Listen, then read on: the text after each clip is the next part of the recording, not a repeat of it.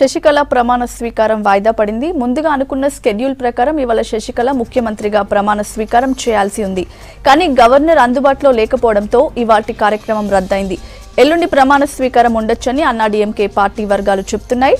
అయితే దీనిపై కూడా సస్పెన్స్ కొనసాగుతోంది. గవర్నర్ విద్యాసాగర్ రావు అపాయింట్మెంట్ కోసం అన్నాడీఎంకే నేతలు ప్రయత్నిస్తున్నా ఇప్పటి వరకు దొరకలేదు.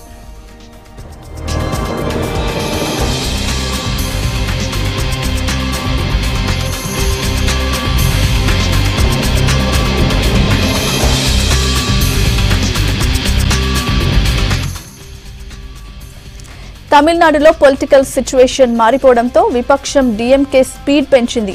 డీఎంకే నేత స్టాలిన్ పార్టీ నేతలతో కలిసి ఢిల్లీకి పయనమయ్యారు.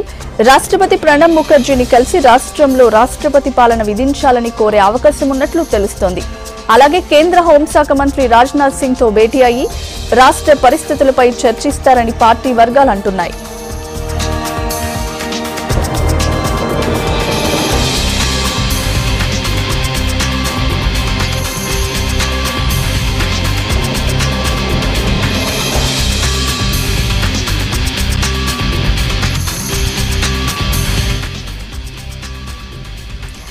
శశికళ ముఖ్యమంత్రి కావడానికి ప్రస్తుతం న్యాయపరమైన ఇబ్బందులేవీ లేవన్నారు బీజేపీ ఎంపీ సుబ్రహ్మణ్య స్వామి. ఆమె అభ్యర్థిత్వాన్ని చాలా మంది ఎందుకు వ్యతిరేకిస్తున్నారో అర్థం కావడం లేదన్నారు. అవసరమైతే ఉప ఎన్నిక నిర్వహించాలని, అప్పుడు ప్రజలే నిర్ణయం తీసుకుంటారన్నారు.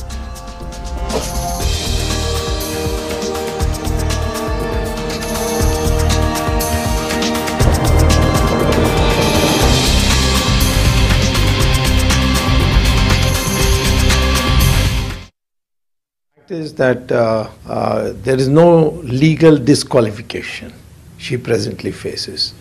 I don't see why there is so much opposition to her being appointed by the intellectuals and the liberal sections of her so-called left-wing sections of our society. She has been elected General Secretary of the party is totally behind it. Second is the MLAs have unanimously elected her. The outgoing Chief Minister has endorsed her, has agreed to work as Deputy Chief Minister. So what is this objection? If you think she is unsuitable, you will get a chance when she finds the by-election. Because she is not an MLA just now.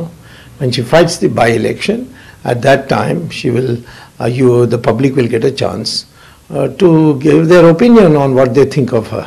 But at this stage, to try and block her, it is absurd.